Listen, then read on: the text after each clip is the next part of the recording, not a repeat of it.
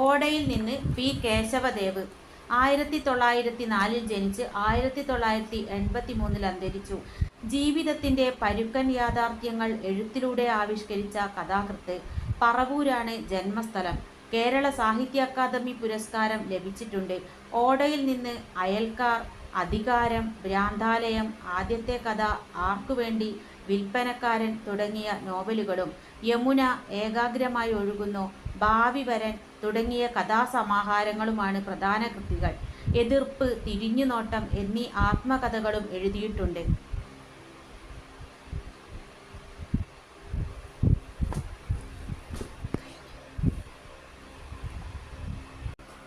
ഓടയിൽ നിന്ന്. സന്ധ്യാസമയം. പാത ജനനിബിഡമായിരുന്നു.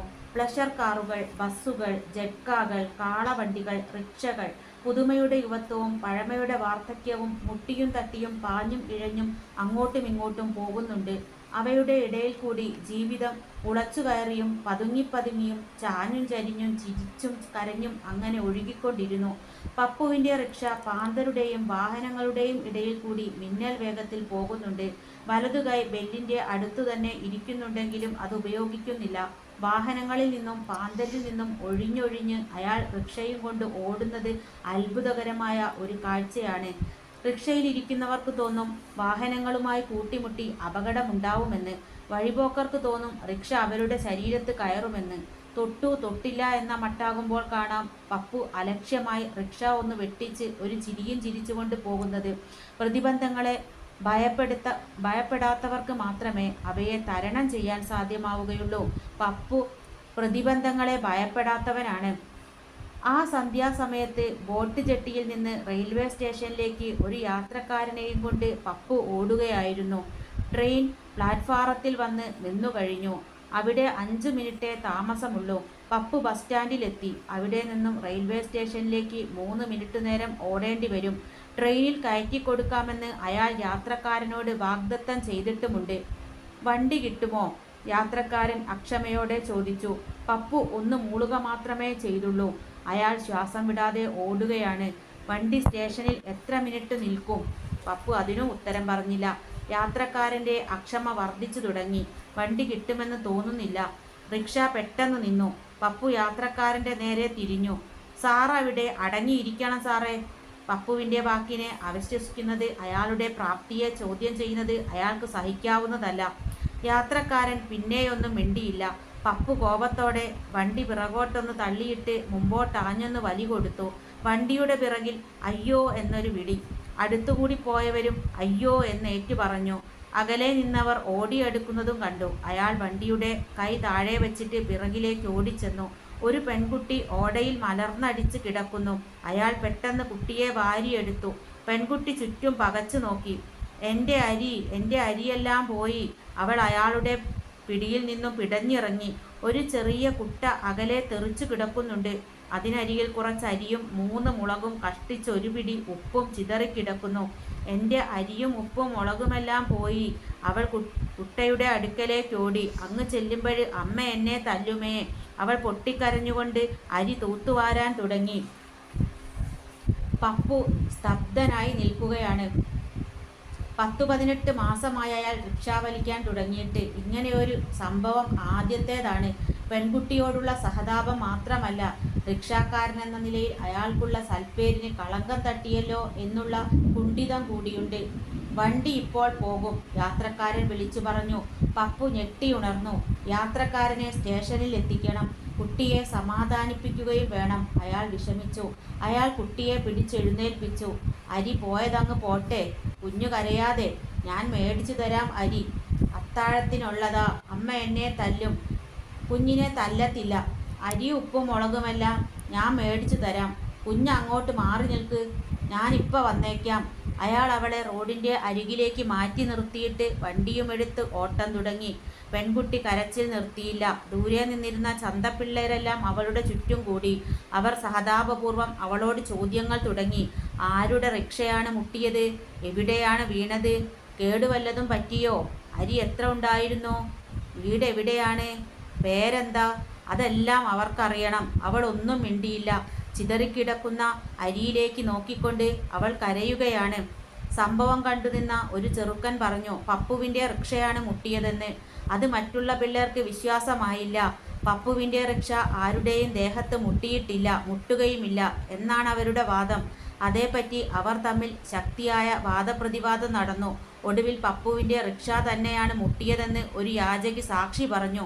ആ വഴക്ക് അങ്ങനെ അവസാനിച്ചു. പപ്പു ഉടനെ തിരിച്ചു വരുമെന്നും അയാൾ പെൺകുട്ടിക്ക് അരി വാങ്ങിക്കൊടുക്കാമെന്ന് പറഞ്ഞിട്ടുണ്ടെന്നും കൂടി യാചകി പറയുകയുണ്ടായി. അതും അഭിപ്രായ ഭിന്നതയ്ക്ക് കാരണമായി തീർന്നു. ഓ, അത് കളിപ്പിച്ചതാ എന്ന് ഒരുത്തൻ പറഞ്ഞു. പപ്പു കുളത്തി മുങ്ങിയ കിണറ്റിലെ നീരത്തുള്ളൂ. അത് മറ്റൊരുവൻ്റെ അഭിപ്രായമാണ്.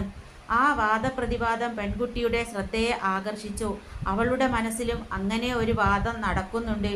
അടുത്തു നിന്ന ഒരു ചെറുപ്പക്കാരനോട് അവൾ ചോദിച്ചു, നീ അറിയോ അയാളെ? അറിയും. പറഞ്ഞ പോലെ ചെയ്യുന്നവനാ. മറ്റൊരുത്തൻ അവനോട് എതിർത്തു. പറഞ്ഞ പോലെ ചെയ്യുന്നവനാണ്. നിനക്കെങ്ങനെ അറിയാമെടാ? അയാളെ ഇനി കാണണമെങ്കിൽ ആണ്ട് പറക്കണം. വേറൊരുത്തൻ എതിർപ്പിനെ പിന്താങ്ങി. പെൺകുട്ടി പൊട്ടിക്കരഞ്ഞു. അത്താഴത്തിനുള്ള അരിയാ, അമ്മ എന്നെ കൊല്ലും. നിങ്ങൾക്കെന്താടാ ഇവിടെ കാര്യം? അങ്ങനെ പറഞ്ഞുകൊണ്ട് പപ്പു ഓടിയെത്തി. പിള്ളേരെല്ലാം അകലെ മാറി നിന്നു. അയാൾ അവളുടെ കണ്ണുനീരും ശരീരത്തിൽ പറ്റിയ അഴുക്കും തൂത്തുകളഞ്ഞു. നിറഞ്ഞ സഹതാപത്തോടെ അയാൾ ചോദിച്ചു, നീ ഇന്ന് വല്ലതും കഴിച്ചോ? ഉച്ചയായപ്പോൾ ഒരു ചട്ടി പച്ചോളം കുടിച്ചു. വാ. അയാൾ നടന്നു. കുട്ടയും എടുത്തുകൊണ്ട് അവൾ അനുഗമിച്ചു. ഒരു പീടികയിൽ നിന്ന് പപ്പു 6 പഴം വാങ്ങി അവളുടെ കയ്യിൽ കൊടുത്തു. 6 പഴം, ഒന്നാന്തരം 6 പാളയങ്കോടൻ പഴം. അവളുടെ വരണ്ട ചുണ്ടിൽ പുഞ്ചിരി മുട്ടിട്ടു. പഴം കുട്ടയിലിട്ട് കുട്ട എളിയിൽ വെച്ചുകൊണ്ട് അവൾ നിൽക്കുകയാണ്. എന്താ നീയത് തിന്നാത്തത്? വീട്ടിൽ ചെന്നിട്ട് തിന്നോളാം. അവൾ ചിരിച്ചു. അയാളും ചിരിച്ചു. ഇപ്പം തിന്നാൽ എന്താ? വീട്ടിൽ അമ്മയുണ്ട്. അമ്മയെ ഞാനും കൂടെ തിന്നോളാം. അയാൾ അവളുടെ കയ്യും പിടിച്ചുകൊണ്ട് നടന്നു. അയാൾ ചോദിച്ചു, നിനക്ക് അച്ഛനില്ലേ? ചത്തു. നിനക്ക് മൂത്തതും ഇളയതുമില്ലയോ? ഞാൻ ഒന്നേ ഉള്ളൂ. നിന്റെ വീട് എവിടെയാ? അങ്ങ് അവിടെ. അവൾ കൈ ചൂണ്ടിക്കാണിച്ചു. പപ്പു അത് ശ്രദ്ധിച്ചില്ല. നിന്റെ പേരെന്താ? ലക്ഷ്മി. അമ്മയുടെ പേരെന്താ? കല്യാണി. അയാൾ ഒരു പീടികയിലേക്ക് കയറി. ആ കുട്ടയിൽ എത്ര അരിയുണ്ടായിരുന്നു? മൂഴക്ക്. പിന്നെ ഉപ്പും മുളകും ഉണ്ടായിരുന്നു. ഇടങ്ങഴി അരിയും അതിനു വേണ്ട ഉപ്പും മുളകും കൊടുക്കാൻ പപ്പു പീടികക്കാരനോട് പറഞ്ഞു. ലക്ഷ്മി പഴം കയ്യിലെടുത്തിട്ട് കുട്ട പീടികക്കാരൻ്റെ കയ്യിൽ കൊടുത്തു. അയാൾ സാമാനങ്ങൾ എടുക്കുന്നതിനിടയിൽ ലക്ഷ്മി പപ്പുവിനോട് ചോദിച്ചു, ഇത് എവിടുന്നാണെന്ന് അമ്മ ചോദിച്ചാൽ എന്തു പറയണം? നീ എന്തു പറയും? എന്തു പറയണം? ഉള്ളതു പറയണം. പേരെന്താ? പപ്പു. പപ്പു. പപ്പു. പിന്നെ വീടെവിടെയാണ്? എനിക്ക് വീടില്ല. വീടില്ലയോ? അവൾക്ക് ചിരി വന്നു. അമ്മയുണ്ടോ? ഇല്ല. അച്ഛനുണ്ടോ? ഇല്ല. ഓ, അതു കള്ളമാ. അവൾ പൊട്ടിച്ചിരിച്ചു. അയാളും ചിരിച്ചു. പീടികക്കാരൻ കുട്ടയിൽ അരി അളന്നിട്ടു. അതിനു മുകളിൽ 2 കടലാസ് പൊതിയും വെച്ചു. ലക്ഷ്മി അവളുടെ കയ്യിലിരുന്ന പഴവും കുട്ടയിൽ വെച്ചിട്ട് അതെടുത്ത് തലയിലേറ്റി. ഇനി ഞാൻ പോട്ടെ. നീ തന്നെത്താൻ പോകുമോ? പൊയ്ക്കൊള്ളാം. എന്നാൽ പൊയ്ക്കോ. അവൾ കൃതജ്ഞതാപൂർവം പപ്പുവിനെ ഒന്ന് നോക്കിയിട്ട് തിരിഞ്ഞു നടന്നു. പപ്പുവും അവളുടെ കൂടെ നടന്നു. അവളുടെ കൂടെ അങ്ങനെ നടക്കുവാൻ അയാൾക്കൊരാഗ്രഹം. നീ നാളെ വരുമോ? അയാൾ ചോദിച്ചു. എന്തിനാ? വെറുതെ. ഇനി എന്നെ ഉരുട്ടിയിടുവോ? അവൾ ചിരിച്ചു. ഇല്ല. അയാളും ചിരിച്ചു. എന്നാ വരാം. പപ്പു നിന്നു. അവൾ നടന്നങ്ങ് പോയി മറയുന്നത് വരെ അയാൾ അവളെ തന്നെ നോക്കി നിൽക്കുകയായിരുന്നു. മറഞ്ഞതിനു ശേഷവും അവൾ അയാളുടെ മുമ്പിൽ നിൽക്കുന്നതായി തോന്നി. ആ നിർദോഷമായ ചിരിയും കൃതജ്ഞത നിറഞ്ഞ നോട്ടവും. നാളെ, നാളെ. അയാൾ മന്ത്രിക്കുകയാണ്. അതുവരെ അയാളുടെ ജീവിതത്തിൽ നാളെ ഉണ്ടായിരുന്നില്ല. അന്ന് ആദ്യമായി അയാൾക്കൊരു നാളെ ഉണ്ടായി. നാളെ, നാളെ. അങ്ങനെ മന്ത്രിച്ചുകൊണ്ട് അയാൾ തിരിഞ്ഞു നടന്നു. ജീവിക്കണമെങ്കിൽ സ്നേഹിക്കാൻ എന്തെങ്കിലും വേണം. അതാണ് ഈ നോവലിൻ്റെ അടിസ്ഥാനം. അപ്പോൾ ഓടയിൽ നിന്ന് എന്ന ഈ നോവലിൽ നമുക്ക് പ്രധാനമായും കാണാൻ കഴിയുന്നത് 2 കഥാപാത്രങ്ങളെയാണ്. ഒന്ന് പപ്പുവും അതുപോലെ തന്നെ റിക്ഷ തട്ടി നിലത്ത് വീഴുന്ന പെൺകുട്ടി. അവളുടെ പേരെന്താ? ലക്ഷ്മി. ആരോരുമില്ലാത്ത പപ്പുവിൻ്റെ ജീവിതത്തിലേക്ക് ഒരു വെളിച്ചം പോലെ വന്ന് എത്തിപ്പെട്ടതാണ് ഈ ലക്ഷ്മി എന്ന പെൺകുട്ടി.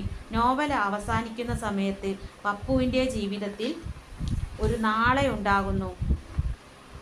അതുവരെ പരുഷമായി ജീവിച്ച, ആരോടും കൂട്ടുകൂടാത്ത പപ്പുവിൻ്റെ ജീവിതത്തിൽ അന്ന് മുതൽ ജീവിക്കണമെന്ന ഒരു പ്രതീക്ഷ അയാളുടെ ജീവിതത്തിലേക്ക് വരികയാണ്.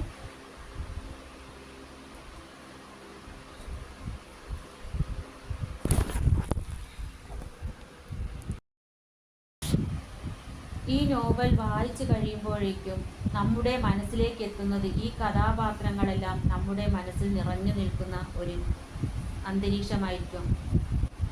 ജനത്തിരക്കുള്ള ഒരു നഗരപാതയാണ് തുടക്കത്തിൽ തന്നെ എഴുത്തുകാരൻ അവതരിപ്പിക്കുന്നത്.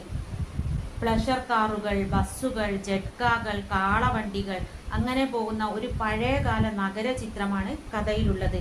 ഇന്നാണെങ്കിലോ ഇന്ന് നമുക്ക് ചിന്തിക്കാൻ പോലും പറ്റാത്ത ഒരു ഇതിലെ ഇന്നെന്താ ബസ്സുകളുണ്ട്, കാറ്, സ്കൂട്ടർ അങ്ങനെയുള്ള വണ്ടികളാണ്.